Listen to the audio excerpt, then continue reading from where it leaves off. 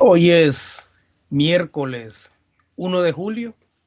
Estamos iniciando la segunda mitad de un año muy particular, un año inédito, un año que nos va a dejar múltiples enseñanzas.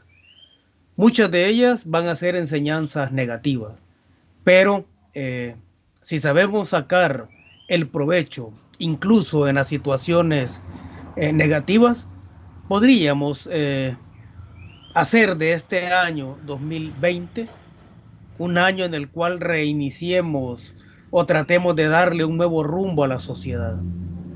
Un saludo a los salvadoreños que forman parte de la diáspora y que que está dispersa prácticamente en todo el mundo. Un saludo muy especial a Ernesto Lobo Castelar, al amigo Ernesto Lobo Castelar en Bakersfield, California. Un fuerte abrazo acá desde El Salvador.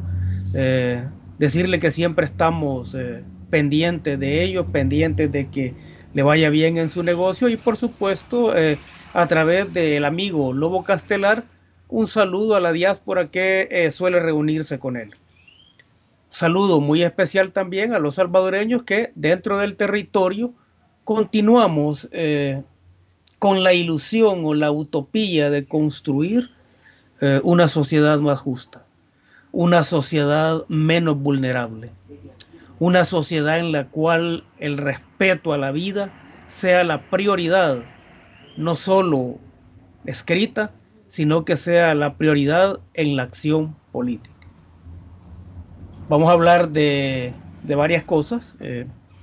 Evidentemente estamos hablando, todo va en marco de lo que es la pandemia, ¿no? En el caso particular de la última semana, vamos a decir que hemos entrado de lleno a lo que se conoce como la fase 3 de la pandemia, que es la fase del el contagio masivo, el contagio comunitario que se le conoce. Y esa fase 3 se ha visto acelerada en el ritmo de contagio, producto del desorden que se ha generado o que ha generado casi de manera deliberada la Asamblea Legislativa, al dejar sin validez una serie de acuerdos o decretos de parte del Ejecutivo, una validez que le fue quitada no solo por la Asamblea Legislativa, sino también por la Sala de lo Constitucional. Entonces, lo que se suponía ser una fase 1 de la reapertura económica prácticamente se convirtió en fase 1, 2, 3, 4 y 5 de reapertura económica. Eso ha acelerado el nivel de contagio. Entonces, en medio de esta pandemia estamos en la fase 3 de contagio, el contagio comunitario, el contagio masivo. Pero en el caso particular de El Salvador, vamos a decir que esta fase de contagio comunitario siempre tiene como, o debería tener como estrategia para enfrentarlo, lo que es el confinamiento social y las otras medidas como el distanciamiento social y las medidas higiénicas a tomar, pero también debería tener la restricción de la movilidad. Precisamente el decretar cuarentenas o el decretar o restringir la movilidad en medio de pandemias es lo que le da sentido a los derechos humanos. Los derechos humanos son un acto vital, es decir, son un acto deliberado, son un consenso moral básico deliberado que tomaron los pueblos del mundo para hacer valer una serie de derechos y reivindicaciones propias de los seres humanos. Pero son eso, un acto vital. Sin embargo, la vida o la integridad física, moral, espiritual y psicológica del cuerpo, ese es un hecho vital. Entonces, cuando estamos hablando o cuando se han propuesto medidas como las de la cuarentena obligatoria o medidas que restringen de cierta forma la movilidad o que regulan la movilidad, en lugar de estar afirmando que se violan los derechos humanos, vamos a decir que ese es un proceso que permite que el depositario de los derechos humanos conserve lo más preciado que tiene. Y eso más preciado es definitivamente la vida. Ahora, estando en la fase 3 del contagio comunitario, contagio masivo, El Salvador es el único país del mundo que está discutiendo todavía si existe o no existe una emergencia. Es decir, los diputados están construyendo o han construido ese escenario, ¿no? Somos el único país del mundo que está discutiendo si existe o no existe una emergencia, si existe o no existe una pandemia. Somos el único país cuyos políticos están discutiendo en lugar de estar actuando. Somos el único país cuyos políticos, y estoy hablando, cuando digo los políticos, me refiero particularmente a los políticos tradicionales, son los únicos políticos, el único país que tiene políticos que negocia la salud del pueblo. Eso que están haciendo los diputados tiene un nombre. Se llama corrupción del interés público. O sea, la corrupción no solo tiene que ver con dinero, ¿no? Podemos hablar de corrupción del interés público y podemos hablar de corrupción del bien público. En este caso particular, y eso ha quedado en evidencia, los diputados lo que están haciendo es tiempo cuando no hay tiempo. El llamado que hicieron a diferentes instancias de la sociedad civil y a algunas universidades privadas y a la Universidad Nacional, me parece a mí que es una trampa que le han puesto a esas organizaciones de la sociedad civil y universidades que de buena fe han acudido a la Asamblea Legislativa, pero me parece que esa es una trampa. No es una trampa para las asociaciones de la sociedad civil que han llegado y que tienen una posición ya tomada, ¿no? Pero en el caso particular de esas universidades me parece que es una trampa, porque la decisión que van a tomar los diputados es una decisión ya tomada, es una decisión anunciada, ¿no? Ellos no están interesados en violar los derechos o las libertades, pero los derechos y las libertades económicas de los grandes empresarios. Entonces, al convocar a las universidades y a esas asociaciones de la sociedad civil, los diputados lo que están haciendo es construyendo su coartada, porque la decisión que ya tienen pensada la van a tomar, pero van a decir que es una decisión avalada o recomendada por esas organizaciones y esas universidades. Y por lo tanto, los efectos negativos o los resultados negativos que se puedan tener van a ser no responsabilidad de los diputados, sino que van a ser responsabilidad de todas aquellas asociaciones que de buena fe han asistido al llamado que hizo la Asamblea Legislativa, ¿no? Ahora, acá en ese marco de la discusión de decisiones que ya se tomaron, hemos encontrado una serie de absurdos, ¿no? Una serie de absurdos que definitivamente llaman a la risa. Uno de ellos es, por ejemplo, la fórmula. Hay una famosa fórmula ahí que trató de explicar de forma bastante atropellada el diputado de Arena, René Portillo Cuadra, que es la fórmula 10-4, que más parece una fórmula de factoreo, ¿no? Una fórmula de 10-4. Entonces, están haciendo el ridículo tratando de explicar cosas que no entienden. Están haciendo el ridículo cuando están poniendo cara de sabios o cara de conocedores o cara de que están escuchando a quienes llegan a la Asamblea Legislativa a emitir sus opiniones, ¿no? Quizás entre no saber lo que se dice o lo que se propone que llama a la risa, podemos encontrar también frases que más que llamar a la risa, llaman a la cólera, ¿no? O llaman a la indignación. Por ejemplo, un magistrado de la Corte Suprema de Justicia, que hasta hace poco era parte de la Sala de lo Constitucional, afirmó en una entrevista que, y lo voy a citar literalmente, de nada sirve que salgamos vivos si golpeamos la economía. Entonces, esa es la explicación o la razón de ser de todas las decisiones que han tomado los magistrados de la Sala de lo Constitucional actual, pero que no han tenido el valor de decirlo. Este magistrado sí lo ha dicho, y lo ha dicho porque ya no forma parte de esa sala. Pero ahí está el espíritu de todas las decisiones o de las últimas decisiones tomadas por la Sala Constitucional y que tienen que ver con los decretos ejecutivos para enfrentar las pandemias. De nada sirve que salgamos vivos si golpeamos la economía. Hemos llegado, como digo, a una fase 3 de contagio masivo, que es la fase, o debería ser la fase, de menos discusión y más acción, pero en el caso particular de El Salvador, porque muchos partidos políticos que han perdido por completo la credibilidad o han perdido por completo la simpatía del pueblo, consideran obtusamente que accionar de esa forma o que perder el tiempo o que bloquear es lo que les va a permitir obtener algún tipo de rédito. Habría que evaluar, habría que hacerle un conteo neuronal a los asesores de dichos partidos. Por otro lado, decíamos, esta fase 3 de la pandemia, que es la fase del contagio masivo, se combina en el caso muy particular de El Salvador con lo que yo denomino la fase 4 de la corrupción. Fase 3 de pandemia se junta con la fase 4 de la corrupción o del virus de la corrupción o de la pandemia de la corrupción. En esa fase 4 de la corrupción, el cinismo es el argumento político y el cínico es el pregonero. Hemos escuchado de parte de políticos que tienen muchos años de estar formando parte de las distintas estructuras del gobierno, sobre todo en la Asamblea Legislativa, hemos escuchado una serie de argumentos. Muchos de esos argumentos, como digo, son argumentos, si no absurdos o desconocidos, al final son argumentos estúpidos.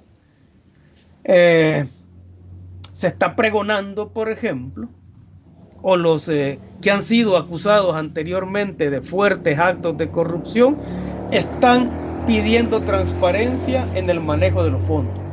Los corruptos de antaño están pidiendo que se formulen protocolos de transparencia para el manejo de los fondos actuales. Evidentemente todo el pueblo salvadoreño está de acuerdo en que nadie toque un 5 o nadie se lleve a la bolsa un 5 del dinero público. Sin embargo, forma parte de la fase 4, que se conoce como la fase del colapso, forma parte de esa fase 4 de la corrupción en el caso de los políticos salvadoreños, ¿no? Porque los corruptos han colapsado, se han desbordado. Y como digo, eso los ha llevado a hacer planteamientos absurdos como que los corruptos pidan cuentas o que los corruptos pidan acceso a la información y que digan que en su tiempo hubo acceso a la información, pero lo que no dicen es que a lo mejor hubo acceso a la información, sin embargo, se robaron de las arcas del Estado cientos de millones de dólares. Entonces, ¿de qué servía en ese momento? ¿De qué sirvió en ese momento el acceso a la información? ¿O qué tipo de información era a la que se tenía acceso?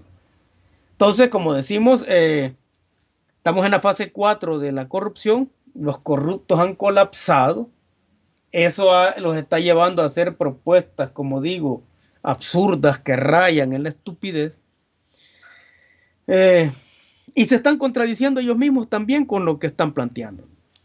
Una de las excusas para bloquear las propuestas presentadas por el gobierno, sobre todo en términos de cuarentena y de restricción a la movilidad, ha sido precisamente que afirman estos políticos que tanto la cuarentena como restringir o regular la movilidad es una violación de los derechos humanos. Sin embargo, al mismo tiempo están proponiendo o están tratando de hacer creer a la población que tienen propuestas, están proponiendo que se lleven a cabo lo que se conoce como cuarentena focalizada, cerco sanitario focalizado, restricciones a la movilidad focalizado. Entonces la pregunta es esta: si se violan los derechos humanos al decretar una cuarentena nacional o restringir la movilidad o regular la movilidad, qué sé yo, por número de DUI, por ejemplo, si eso es violar los derechos humanos, también es violar los derechos humanos, aunque eso no se haga en el país, sino que en un solo municipio, en un solo departamento. Entonces, allá hay una contradicción, allá hay un criterio absurdo, ¿no? Quiere decir entonces que para los diputados se violan los derechos humanos en una ocasión, pero no en otra. Entonces, como digo, esos el colapso, la fase 4 de los corruptos los está llevando a hacer ese tipo de propuestas. La otra propuesta absurda es que han sacado al sector del transporte y los transportistas están afirmando, fuera de toda lógica y fuera de toda comprobación empírica en todas partes del mundo, los transportistas dicen que exigen más bien empezar a trabajar a partir del 7 de julio, que sería la segunda fase de la reapertura económica, si esta se hubiera hecho bien. Entonces están exigiendo reabrir y están afirmando que el transporte público no es un lugar de contagio. Aparte de preguntarnos cómo saben eso ellos, es lógico que esa afirmación va en contra de todo lo que ha sucedido y está sucediendo a nivel planetario. Sin embargo, el colapso de la corrupción o el colapso de los argumentos los lleva a plantear ideas tan absurdas como esa. La corrupción es un gendarme. La corrupción ha sido en el caso de El Salvador el gendarme de la gobernabilidad. No tiene que ver con fulano, sutano o mengano. Sería ingenuo pensar también de que en el nuevo gobierno no hay corruptos. Pero no es porque sean fulano o sutano, sino que la corrupción se mantiene porque ese es el mecanismo de control que ejerce el sistema económico en el sistema político. Es la corrupción. Ahora, esa corrupción, como digo, es el gendarme, es el que garantiza que las cosas se realicen. Es el que pervierte a cualquiera que llegue, si está obviamente propenso a ser pervertido, ¿no? Bueno, ya tuvimos el caso del diputado independiente que rapidito empezó a formar parte de la lógica perversa de la Asamblea Legislativa, ¿no? Entonces, como digo, esta fase 4 está llevando a los corruptos al nivel de colapso. Han perdido por completo la simpatía, la credibilidad, la confianza y la legitimidad de la población, y eso lo lleva a que el presidente Bukele siga obteniendo niveles tan altos de popularidad a pesar de todos los ataques que le están haciendo. Como digo, sería ingenuo pensar que no hay corruptos dentro del nuevo gobierno. Ahora, el punto acá es, vamos a ver nosotros si estamos en una lógica distinta, si esos corruptos que pueda haber, o que de seguro hay dentro del gobierno, son llevados a la justicia.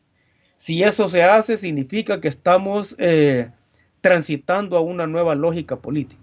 Si eso no se hace, significa entonces que la corrupción o el gendarme de la corrupción ha triunfado sobre todos. Hay que reconocer o explicar que existen distintos tipos de corrupción para que el pueblo vaya conociendo eso y vaya fomentando la solidez de su cultura política democrática. Hay que decir que hay varios tipos de corrupción. Está la corrupción administrativa, lo que se conoce como la corrupción política, pero también está la corrupción legislativa. Esa corrupción legislativa es lo que estamos viendo en este momento. Perdiendo el tiempo, bloqueando, buscando cómplices gratuitos para tomar sus decisiones y anteponer sobre todo los intereses económicos, los intereses humanos, a los intereses humanitarios o sociales, ¿no? Ciertamente se está generando una crisis económica, pero hay que saber cómo enfrentarla, hay que saber cómo combinar esa cuestión. La reapertura económica a partir de fases parecía como la estrategia más adecuada. La opinión de los médicos que están en primera línea es una opinión que vale más que la opinión de un supuesto experto que la hace desde un escritorio y que la hace sobre todo con intereses políticos, ¿no? Entonces, como digo, nosotros estamos viendo en esta fase 4 de la corrupción en El Salvador, en lo que es la administración o lo que es la corrupción política, administrativa y legislativa.